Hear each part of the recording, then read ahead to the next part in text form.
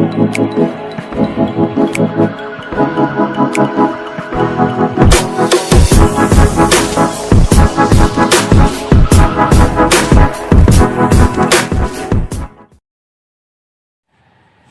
teman-teman semua, kembali lagi bersama saya Marcelina Palang, mahasiswa Universitas Nusa Cendana Kupang, Fakultas Pertanian jurusan Agroteknologis semester 6 dengan minat perlindungan tanaman. Baik teman-teman, jadi kali ini saya akan menjelaskan mengenai tipe-tipe kaki pada serangga. Pada toraks terdapat 3 pasang kaki serangga, karena pada toraks merupakan bagian yang menghubungkan antara kepala dan dada. Toraks juga merupakan daerah lokomodator pada serangga dewasa karena pada toraks terdapat 3 pasang kaki dan 1 atau 2 pasang sayap. Serangga merupakan salah satu makhluk hidup yang memiliki adaptasi morfologi. Bagian yang paling mudah diamati pada serangga adalah bagian kaki. Bagian kaki serangga ini terletak pada dada atau toraks. Pada dada atau toraks juga memiliki 3 segmen, yaitu yang pertama protoraks. Protoraks merupakan bagian depan dari toraks dan sebagai tempat atau dudukan bagi sepasang tungkai bagian depan. Yang kedua mesotoraks. Mesotoraks merupakan bagian tengah dari toraks dan sebagai tempat atau dudukan bagi sepasang tungkai tengah dan sepasang sayap. Bagian yang ketiga adalah metatoraks. Metatoraks merupakan bagian belakang dari toraks dan sebagai tempat atau dudukan dari sepasang tungkai atau kaki bagian belakang dan sepasang sayap. Tiap-tiap segmen tertutup oleh eksoskeleton di bagian dorsal yang sering disebut dengan tergum dan sisi lateral yang sering disebut dengan pleura dan di bagian ventral yang sering disebut dengan sternum.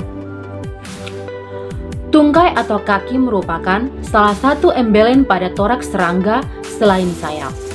Tungkai serangga terdiri dari beberapa ruas, yaitu yang pertama koksa. Koksa merupakan bagian yang melekat langsung pada toraks. Yang kedua trochanter.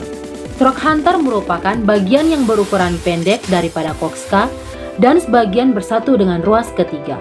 Yang ketiga femur. Femur merupakan bagian atau ruas yang paling besar. Yang keempat tibia. Tibia merupakan bagian yang biasanya lebih ramping, tetapi kira-kira sama panjangnya dengan femur.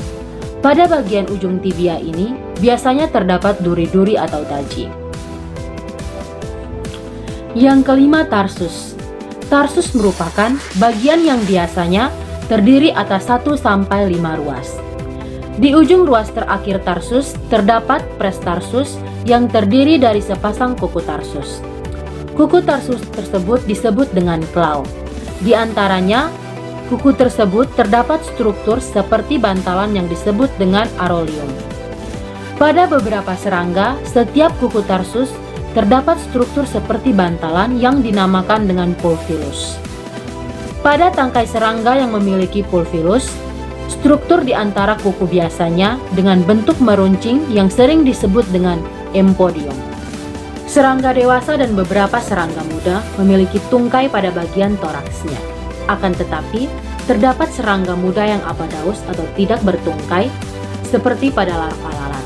Bahkan pada serangga dewasa yang tidak memiliki tungkai, dapat dilihat secara jelas, misalnya pada kutu perisai betina. Tungkai serangga banyak mengalami modifikasi dari bentuk yang umum dan fungsi pejalannya. Adapun beberapa tungkai pada serangga sebagai berikut. Yang pertama, tipe kursorial. Tipe kursorial adalah tungkai yang digunakan untuk berjalan dan berlari, misalnya pada kecoa. Yang kedua, tipe forsarial. Tipe forsarial adalah tungkai yang berfungsi untuk menggali yang ditandai dengan adanya kuku depan yang keras, misalnya pada tungkai atau kaki depan orong-orong. Yang ketiga, tipe sartorial. Tipe sartorial adalah tungkai yang berfungsi untuk meloncat yang ditandai dengan pembesaran femur tungkai belakang, misalnya pada belalang. Yang keempat, tipe raptorial. Tipe raptorial adalah tungkai yang berfungsi untuk menangkap dan mencengkram mangsanya ditandai dengan pembesaran femur depan, misalnya pada kaki depan belalang sembah. Yang kelima, tipe natatorial. Tipe natatorial adalah tungkai yang berfungsi untuk berenang, ditandai dengan bentuk yang pipi, serta adanya sekelompok rambut-rambut renang yang panjang, misalnya pada kepidung kapal. Yang keenam, tipe ambulatorial. Tipe ambulatorial adalah tungkai yang berfungsi untuk berjalan, ditandai dengan femur dan tibia yang lebih panjang dari bagian tungkai lainnya. Tungkai ini merupakan bentuk umum dari tungkai serangga, misalnya pada tungkai kupu-kupu. Tungkai pada beberapa jenis serangga memiliki struktur yang khusus yang sesuai dengan fungsinya. Beberapa struktur tersebut diantaranya sebagai berikut. Yang pertama, kurubikulum. Kurubikulum terdapat pada tungkai lebah madu yang merupakan wadah tepung sari. Yang kedua, timpanum.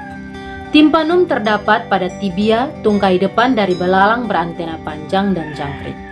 Alat tersebut berfungsi sebagai alat pendengar.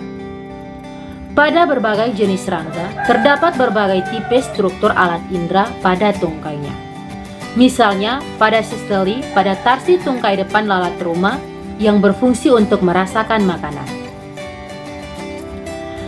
Baik teman-teman, sekian penjelasan dari saya mengenai tipe kaki pada serangga. Terima kasih.